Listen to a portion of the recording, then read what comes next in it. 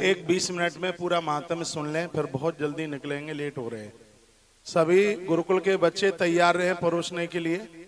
हर सामान पंडाल पर समय हो। जितने भी मां बाप खड़े हैं चेयर पर बैठ जाएं, नीचे बैठ जाएं, क्योंकि भगवान का सत्संग बैठ करके ही सुन लें तो ज्यादा ठीक है। सब लोग बैठ जाइएगा, तो इधर उधर घूम रहे हैं अभी अभी आए वो भी बैठ जाइए। 2 दिन पहले यानी परसों की शाम को हमने कुबेर भंडारी का दर्शन किया है। आप गए थे सब मंदिर में, उनका माध्यम सुन लीजिएगा। उन जगहों को जरूर दर्शन किया जा रहा है जिनका प्रमाण ग्रंथ में मिलता है। तो कुबेर भंडारी के लिए कहा गया ततो गच्छेन्द्र राजेंद्र भंडारी तीर्थमुत्तमम् दर्दच्छेद करणम युगान्य कोविन विंशति। 21 जन्मों तक व्यक्ति दरिद्र नहीं होता जो नर्मदा परिक्रमा में कुबेर भंडारी का दर्शन करता है। 21 21 जन्मों तक गरीबी उसके पास नहीं आएगी। ये इतना अद्भुत स्थान है कुबेर भंडारी। सब गए थे उस दिन। धनदेव तपस्तस्वा प्रसन्ने पद्म संभवे। धनदेव नाम कुबेर जी का है। कुबेर जी ने माता के इस उत्तर तट पर तप किया है। तत्रैव स्वल्पपादेन प्राप्तम वित्तस्त रक्षणम। यहाँ थोड़ा सा भी कोई धन धर्म में लगा देता है, यहाँ कोई ऐसा संकल्प कर लेता है इस जगह पर कि मेरा यह धन धर्म में लगेगा, तो यहाँ यह ग्रंथ कहता है कि थोड़ा भी यदि उसने लगा दिया तस्य वित्त परिच्छेदो।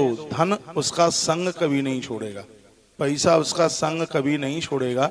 ये परिक्रमा मार्ग में मैया नर्मदा जी की इस परिक्रमा में कुबेर भंडारी के चरणों में थोड़ा बहुत भी कोई ये संकल्प ले लेता है कि हमें कुछ दान पुण्य करना है, संपत्ति उसका संग नहीं छोड़ सकती। तत्र गत्वात यो भक्ता स्नातुम वित्तम प्रेक्षति। इस स्थान पर दान पुण्य स्नान दीप ज्योत ये सबकी महिमा का वर्णन किया गया है। कहा गया है कि ये ऐसा अद्भुत स्थान है जो मानव यहाँ आकर भक्ति भाव से धन का दान करता है वह कभी भी धन से रहित नहीं होता। इसके अंतिम श्लोक में लिखा है तस् वित्त परिच्छेदो न कदाचित भविष्यति। भविष्य में उनके पास धन की कभी कोई कमी नहीं आवेगी। तो यह ऐसा अद्भुत स्थान है जिसका हमने दर्शन किया। उसके तत्पश्चात फिर रात्रि को हम यहाँ पहुंचे थे गरुड़ेश्वर। कहते हैं कि यहाँ दत्त भगवान ने लंबे समय तक तप किया है। भगवान दत्तात्रेय ने संन्यास धर्म का विस्तार यहीं से किया। वह यह दिव्य पावन स्थान है जो हमने कल सुबह दर्शन किए थे दत्त भगवान का। वहां पर मंदिर भी वहां पर है। कहते हैं कि यहाँ पर भगवान दत्त को प्रभु ने दर्शन आकर के दिए थे भगवान महादेव ने, और उन्हीं शंकर जी को वहां गरुड़ेश्वर के नाम से इस स्थान पर लोगों का मद समाप्त होता है। अहंकार, गरु माने भारी, जीवन में भारीपन नहीं रहता। उनका अभिमान को बहुत बड़ा भारी बताया गया है और वह लोग अभिमान से बिल्कुल रहित हो जाते हैं। इस जगह पर 7 गुरुवार व्रत करने की बड़ी महिमा है। बहुत बड़ी भीड़ लोग 7 गुरुवार का व्रत यहीं से वह संकल्प लेते हैं जिससे उनके फटाफट शीघ्र काम बनते हैं। भगवान गरुड़ेश्वर की बड़ी महिमा है जहाँ माँ खुले भाव से बिल्कुल बह रही है। हमने कल माई का स्पर्श वहाँ किया, वंदन किया, प्रणाम किया। आपने भी दर्शन किए होंगे। माँ नर्मदा परिक्रमा में एक प्रमुख जगह का नाम ही है नर्मदा जिला है ये, और भगवान श्री गरुड़ेश्वर भगवान वहाँ पर बैठे हुए हैं। या हमने और आपने सबने उनका दर्शन किया है। अब हम आगे की चर्चा कर लेते हैं। आगे इसके बाद में फिर हम गए थे, कहाँ गए? गरुड़ेश्वर का दत्त भगवान का दर्शन करने के तत्पश्चात हमारी यात्रा चली गुप्त क्षेत्र स्तंभेश्वर। उसका नाम है महिसागर गुप्त क्षेत्र। इतना यह अद्भुत स्थान है, इसकी महिमा, इसका महात्म्य पुराणों में गाया गया और बहुत है अद्भुत। एक बालक दूसरा खंड और नहीं, और एक दूसरा, यहाँ तो रुकेगा नहीं इनमें से। उत्तरखंड चाहिए, कहाँ है? दे फटाफट उत्तरखंड दौड़ के। स्तंभेश्वर के बारे में बहुत बड़ी महिमा का वर्णन है। उसमें भगवान श्री कृष्ण के परम भक्त हुए हैं बर्बरीक यक्ष हैं, उनकी कथा आती है। लेकिन कोई एक छोटा सा अपराध हुआ, उन्हें अभिशिप्त होना पड़ा और कुबेर के ये हाँ, कुबेर के यक्षराज कुबेर हैं, उनका जो भी हिसाब किताब है सुवर्चा के पास में रहता। सुवर्चा वही लिखना, सबको देना, ये उनके पास में था। तो उनको ही कोई ऐसा अभिशाप मिला कि उनको धरती पर आकर के घटोत्कच के घर में उन्हें, वो मैं ये कहना अपराध होगा, वो तो बहुत बड़े महात्मा है, वो तो बड़े साधु हैं, उन्हें कोई भी राक्षस योनि का ना माना जाए, यह मेरी प्रार्थना है। भगवान श्री कृष्ण के वह बहुत बड़े परम भक्त हैं, माता मोरवी के बेटे, अमरकंटका जिसका नाम है मोरवी, घटोत्कच के साथ विवाह हुआ माता जी का। तो उनकी कोख से जो अद्भुत बालक पैदा हुआ और पूरे शरीर पर भूरे केस थे उनके केस, इसलिए उनको बर्बरी उन्हें कहा गया है।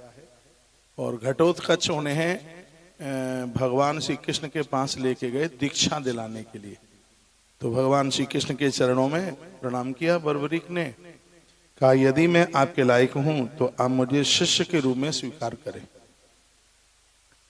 तो भगवान ने कहा कि गुरु को चाहिए कि पहले शिक्षा की परीक्षा ली जाए, तुम मेरी परीक्षा में पास होते हो तो मैं तुम्हें दीक्षा दे दूंगा। तो प्रश्न तो काफी किए, मैं एक प्रश्न का यहाँ से जिक्र कर रहा हूँ जो ग्रंथ में उसका बड़ा अद्भुत उसका वर्णन किया गया है। कहा गया कि यह बताइए कि यदि कहीं पर वन में आग लग गई हो, माँ और बेटा दोनों जल रहे हों, तो रक्षा एक की यदि हो रही है तो पहले उसमें से किसको बचाना चाहिए, माँ को या बेटे को? तो बर्बरीक ने कहा कि यदि कोई ऐसी बात है तो रक्षा माँ से पहले पुत्र की जाए। भगवान ने कहा ऐसा क्यों? बर्बरीक ने कहा माँ ने तो पूरी दुनिया देख ली है, अभी बच्चे को देखने के लिए बकाया है। भगवान ने गले से बर्बरीक को लगा लिया और कहा तू मेरा परम शिष्य है। ओम नमो भगवते वासुदेवाय, यह मंत्र भगवान श्री कृष्ण ने बर्बरीक को दिया। यह सिद्ध मंत्र है। जो 8 मंत्र हैं दीक्षा के, उनमें बड़ा विशेष ये मंत्र है, ये भगवान श्री कृष्ण ने बर्बरीक को दिया। फिर बर्बरीक ने कहा कि प्रभु हमें क्या करना है? तो भगवान ने कहा कि तुम्हें करना है तप। तप के बिना ब्रह्मा सृष्टि का सृजन नहीं कर पाते, मैं पालन नहीं कर पाता भगवान कहते हैं, और भगवान महादेव इसका उद्धार नहीं कर पाते, इसके लिए तप। फिर बर्बरीक ने पूछा कि मैं तप करने के लिए कहाँ जाऊं? तो माहेश्वर खंड के 61 नंबर के अध्याय के 27 नंबर के श्लोक में, जितने भी श्याम भक्त मुझे पूरी दुनिया में सुन पा रहे हैं, इस जगह की इतनी बड़ी महिमा, स्कंद पुराण के कई खंड हैं, उसमें एक है माहेश्वर खंड। माहेश्वर खंड का 61 नंबर का अध्याय और 27 नंबर के श्लोक से चर्चा आरंभ होती है, जो मैं आपको बोल रहा हूँ। भगवान कहते हैं गुप्त क्षेत्र नितिख्यात, समय में भक्तों के ऊपर कृपा करने वाला मुझसे बड़ा कोई तीर्थ नहीं है, उन्होंने ऐसा कहा। तो धर्मराज को यह बात बड़ी बुरी लगी। धर्मराज जी ने खड़े होकर के कहा तुम अपने मुंह से अपनी बड़ाई कर रहे हो, मैं तुम्हें श्राप देता हूं कि तुम लोगों को दिखाई न दो, तुम गुप्त हो जाओ। ये श्राप धर्मराज ने दे दिया। ग्रंथ में लिखा है कि 7 वर्ष तक ये क्षेत्र बिल्कुल गुप्त रहा, इसलिए इसको गुप्त क्षेत्र कहते हैं। कल्याण के लिए, कलयुग में जीव के कल्याण के लिए परम साधन है। तो शीघ्र देवता महादेव के पास पहुंचे और कहा कि ऐसी ऐसी बात है, और इतना बड़ा अद्भुत तीर्थ धर्मराज के श्राप की वजह से वो तो गुप्त हो गया है, ढूंढने से मिलता नहीं है। तब भगवान महादेव ने कहा मेरा पुत्र कार्तिकेय तारकासुर का वध करेगा इसी क्षेत्र में समुद्र के किनारे, और उसके द्वारा मेरी एक पिंडी बनाई जाएगी जिसका नाम होगा स्तंभेश्वर, और फिर मैं उस क्षेत्र को प्रकट कर दूंगा। तो कार्तिकेय जी ने तारकासुर का वध किया, उद्धार किया, उसी एरिया में किया। तत्पश्चात उन्होंने वहां पर की है, जिनका दर्शन कल हमने किया है। यह है शिवलिंग, पूरी दुनिया का नहीं ब्रह्मांड का ऐसा शिवलिंग है जो दिन में 2 बार लुप्त हो जाता है, मंदिर में ही नहीं रहता 2 बार। ये कितनी अद्भुत बात है, ये किसी चमत्कार से कम नहीं है। प्रत्येक दिन सागर, मही सागर प्रत्येक दिन उनके चरण धोने के लिए आता है, हर रोज आता है। कल भी 1 बजे से लेकर के 5 बजे तक पूरा का पूरा मंदिर पानी में जलमग्न था, डूबा हुआ था। उन्होंने तस्वीरें दिखाई कल की हमें। तो ऐसा वहां पर रोज होता है। टाइम ऐसा कुछ भी नहीं है कि कितने समय में, लेकिन सागर हर रोज भगवान महादेव स्तंभेश्वर के चरण पखारने के लिए प्रत्येक दिन आता है। ये कितनी बड़ी बात है। तो ऐसा ये गुप्त क्षेत्र है। इसके लिए भगवान ने क्या कहा, श्याम बरबरी को क्या कहा? भगवान कहते हैं चतुस्तस्य दिग्देव्यो नव दुर्गाश संतिया। बेटा पूरी जगत का, पूरी सृष्टि का, पूरी धरती का एक ही यहाँ स्थान है जहां 9 दुर्गा और 4 शक्ति, ये 14 शक्तियां होती हैं जो एक ही स्थान पर विराजित हैं स्तंभेश्वर के दरबार में। इसके अलावा पूरे ब्रह्मांड का कोई ऐसा स्थान नहीं है जहां पर ये 14 शक्ति एक ही साथ विराजित हों। जहां हमने कल दर्शन किया है, लिखा है चतुस्त्रतस्य दिग्देव्यो नव दुर्गाश संतिया। इस स्थान पर ये 14 की 14 शक्तियां यहाँ पर विराजित है। इसलिए तुम नित्यम पूजयाता पुत्र पुष्प धूप विलेपनी, चंदन वहां लगाना और वहां धूप दीप से रोजाना वहां पर दर्शन पूजन करना। इस जगह पर दीप जलाने की बड़ी महिमा है। मैं भी जला के आया हूं, आपने भी जलाया होगा ही भगवान स्तंभेश्वर के चरणों में। जो नहीं जला पाए तो मन छोटा ना करें, क्यों नहीं जला पाए। वैसे मैं कल वहां कोई भी नहीं रहा, उसके बाद में ही मैं चलाऊं। तो बरबरीक जी ने पूछा कि यहाँ 14 शक्तियां आकर के विराजित हुई, तो क्या इसमें किसी की कोई साधना रही? हाँ, साधना रही है। का किसकी?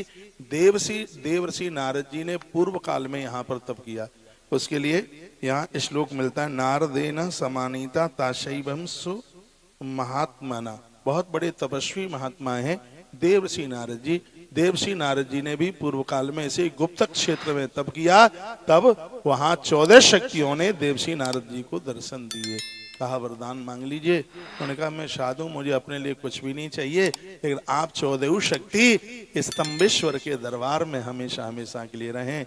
जो भी कोई यहाँ दर्शन करने के लिए आवे, उनकी साधना सफल हो, उनको शक्ति मिले, उनका कल्याण हो, उनको मोक्ष मिले, बस हमारी यही आपसे मांग है। तब से लेकर के 14 शक्तियां आज भी स्तंभेश्वर के दरबार में विराजित हैं। 9 दुर्गा, 4 और शक्तियां, कुल मिलाकर के 14 शक्ति यहाँ पर है। चतुस्तस्य दिग्देव्यो नव दुर्गाश संतिया। स्वयं 9 दुर्गा भगवती, प्रथमम शैलपुत्री, द्वितीयम ब्रह्मचारिणी, तृतीयम चंद्र घंटेति कुष्मांडेति, चतुर्थम पंचम स्कंद मातेति, षष्ठम कात्यायनीति, सप्तम कालरात्रिति, महागौरीति, चाष्टमम। ये सब वहां पर विराजित हैं। भगवान की कृपा से हमें ऐसे पवित्र स्थान का दर्शन प्राप्त हुआ। सत्संग टेलीविजन के माध्यम से जो भी भक्त मुझे सुन रहे हैं, आप कभी गुजरात में आते हैं तो भरूच जिले में पड़ने वाला ये स्थान बहुत बड़ा अद्भुत है। जहाँ हम बैठे हैं, यहाँ से आना जाना लगभग 400 किलोमीटर की यात्रा हमारी हुई है। उधर से 144 पड़ रहा था, जिसमें मैया जी क्रॉस हो रही थी। हमने तत्काल मैसेज डाला, इस रास्ते से बिल्कुल भी नहीं जाना, भले ही हमें 60 किलोमीटर एक्स्ट्रा चलना पड़े, हम चलेंगे, लेकिन मैया क्रॉस ना हो। तो आने जाने में एक ही दिन में कल की 2 दिन की यात्रा हुई है। बहुत आनंद हुआ। तालियां भले ही न बजाएं, पर आनंद बहुत हुआ है। कल का कार्यक्रम बहुत अद्भुत रहा है। और आप में ज्यादातर ऐसे, भले आप गुजराती भाई बहन भी हों, तो भी इस स्थान का दर्शन हो सकता है। आपने पहली बार किया हो, यदि पहले कर भी लिया है तो ये महात्म्य शायद आपने पहली बार सुना हो जो मैंने आपको निवेदन किया है। वहां मंदिर के लोग ही कह रहे थे, जब मैं बोल रहा था वहां, वो बोल रहे हैं कि हमें ये तो पता है कि श्याम बाबा को यहाँ से वरदान मिला है, 3 वाण यहाँ से मिले हैं, उन्होंने यहाँ तप किया है, लेकिन जो जो बातें आपने बताई ग्रंथ के माध्यम से, वह हमने पहली बार सुनी है।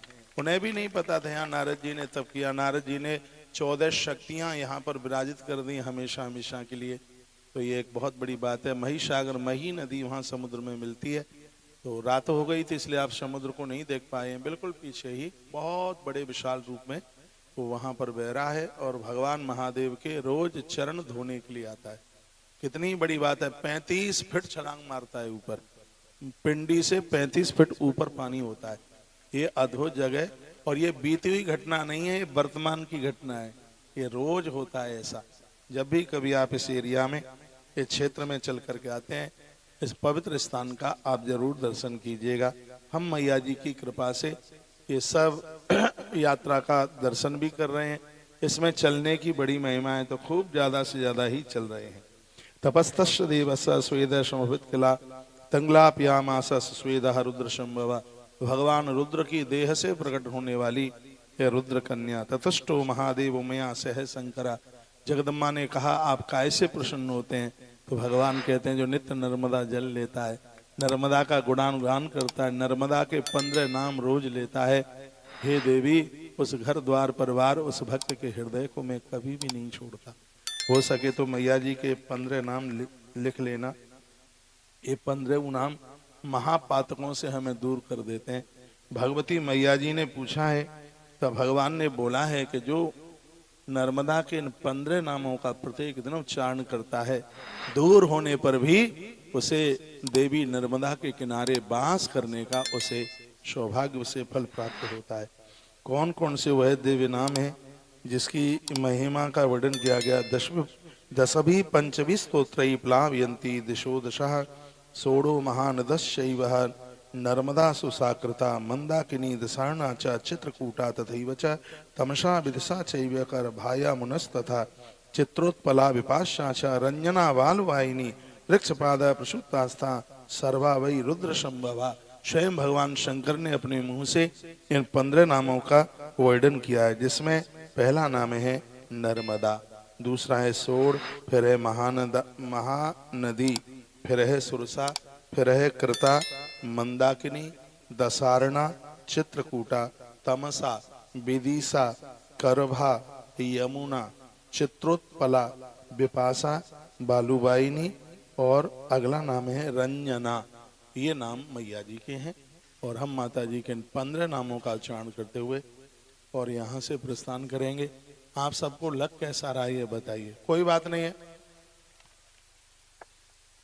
ये खाली है, ये मैं ग्रुप में डाल दूंगा, आप लिख लीजिएगा, ठीक है? ग्रुप में से आप लिख लें। तो ये आज की भी यात्रा हमारी बड़ी सुखद होगी, बहुत आनंदोत्मगन होगी। मैं तो परमात्मा को निवेदन करता हूँ इस यात्रा का मुझे भी कुछ फल मिले, तो मैंने ओमकारेश्वर में संकल्प किया है, हे माँ गौवंश को बचा लो, गैया मैया को बचा लो। और ये सत्य है, मैं यह परिक्रमा गौ माता के लिए कर रहा हूँ। इसका फल मुझे बिल्कुल भी नहीं चाहिए, ना मुझे फल की जरूरत है। हे माता, जब तू मेरी है तो मैं फल का क्या करूँगा? है जब फल का टोकरा देने वाला ही मेरा है तो मैं डलिया को गिन करके करूँगा क्या? हाँ, तो हमारी तो भैया परिक्रमा गोवंश के लिए, गौ माता के लिए हो रही है। कहते हैं कि फल का भी एक फल मिलता है, रामायण में वर्णन है, फल का भी एक फल मिलता है।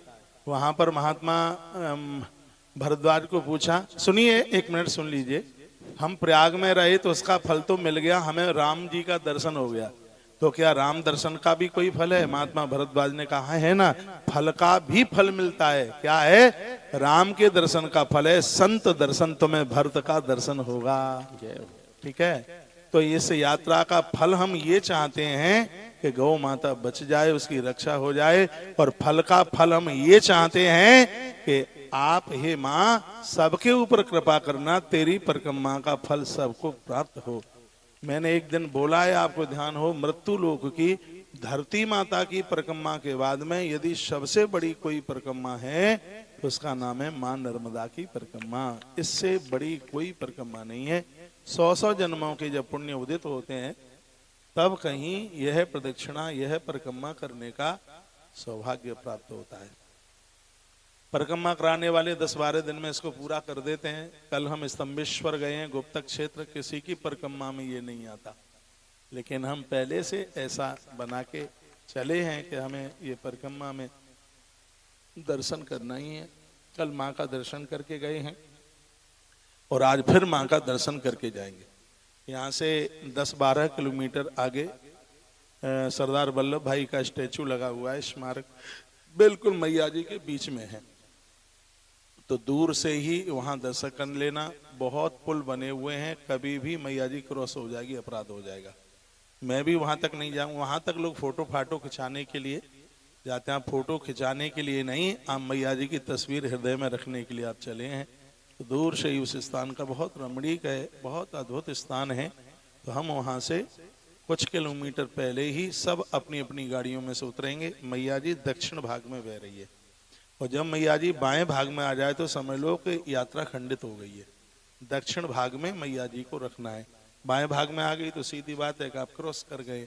सभी ड्राइवर भाई लोगों को ठीक से समझा दिया है। भाई धर्मेंद्र, ये पूरे ड्राइवरों को अच्छी तरह से ठीक से आज भी उनको यह बोलिए कि कहीं किसी भी प्रकार की कोई त्रुटि न हो जाए।